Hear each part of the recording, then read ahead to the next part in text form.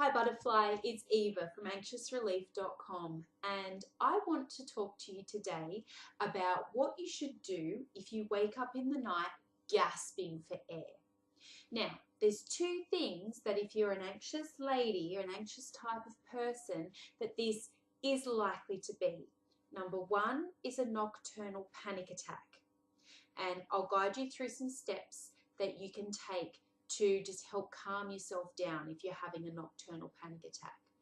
Two is you could be experiencing a laryngeal spasm from heartburn, which is a common anxiety symptom.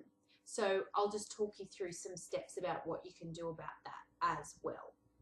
So first thing, what this is most likely to be, if you're waking up in the night absolutely gasping for air, and you're feeling sensations of terror, your heart's beating out of your chest, you don't know where you are, you're feeling disoriented, and you're just super fearful, it's highly likely that this is a nocturnal panic attack. Now, this is something that I used to suffer from a lot when my anxiety was at its worst. And this seemed to be in my early 20s, mostly late teens, early 20s, early to mid 20s really. And I'd wake up in the night and I'd be screaming, and I'd see like the spiders coming out of the ceiling, or the light falling down, or snakes crawling over the bed. I had all sorts of illusions. As a result of the nocturnal panic attack, which just sent me into overdrive, and I didn't know where I was, and I'd be like banging on the walls trying to get out, like unable to find the door, not knowing where I was. And it wasn't until my husband switched on the light that suddenly everything would be illuminated, I'd come to, and I'd know where I was. So I mean, logically, that makes sense. If you switch on a light, then a person is going to suddenly be able to see where they are and what they're doing. Energetically, when you shed light on a situation, it illuminates everything. So switching on the light brought light into my panic attack and eased the anxiety as a result. So that's my first tip. If you wake up in the night gasping for air, panic attack, I want this to become a little trigger in your mind. Look for the light. Search for it, whether it's a lamp next to your bed, whether it's the light switch on the wall, whether it's a little torch that you have, your iPhone torch, whatever it is, look for the light, find the light, switch on a light, get that happening, because that will snap you out of it quickly. And if you sleep with a partner, if you sleep with someone else in the room, let them know as well that that's what they need to do. If you wake up in the night screaming and you seem to be out of control, switch on a light, get them to help you. Number two, if you wake up in the night gasping for air, and it's a panic attack, just know that once you've come out of that panic attack can't return again. It's been and it's gone. The panic has passed. You've been through it. This is a very common thing with people that get nocturnal panic attacks. They wake up in the night when they've had one and they're scared to go back to sleep in case it happens again. It makes sense. Panic attacks suck. They're the worst thing. They're so fearful and they're so horrible. And yeah, like as if you want another one of those, as if you're going to go back to sleep and have another one of those. But here's the thing. Once you've had that panic, it's highly unlikely you'll have another one that night. So you sort of been through it, the panic's come, it's crashed over you, and the panic has settled down. Once you've truly calmed down, the best thing you can do is go back to sleep and get the restorative rest that your body needs. I don't know about you, but my nocturnal panic attacks were at their worst when I was tired, when I hadn't been following the best nighttime routine. I'd been getting to bed a little bit late.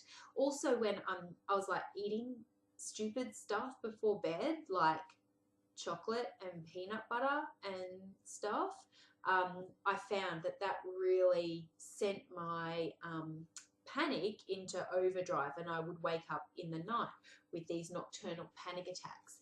Now, eating dumb stuff before bed can also contribute to the third thing, which is heartburn. You could be potentially experiencing a laryngeal spasm. If you're waking up in the night and you can't breathe at all, can't get a breath in, can't get a breath out, there's a possibility, and I'm not a doctor, which is why you should go see your doctor if this is happening to you, that your larynx is spasming because you've got a little bit of vomit that's come up into your throat and your larynx has spasmed in trying to hold it all down. Now, the thing is with laryngeal spasm, it only lasts a few seconds, but when you're going through it, it feels like it lasts a lifetime.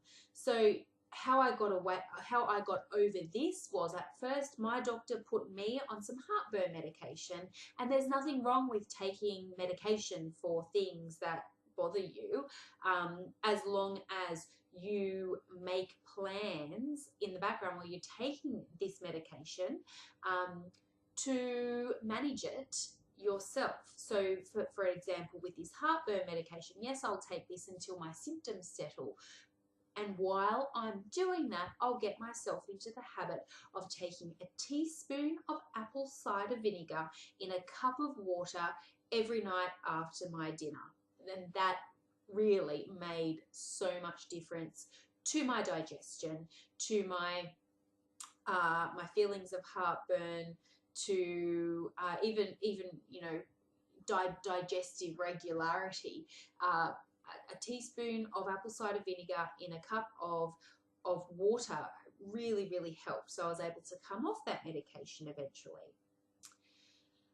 So yeah, it could be the reason why you're waking up in the night gasping for air is probably a combination of things. It could be some physical symptoms that you're experiencing that's triggering this anxiety panic reaction.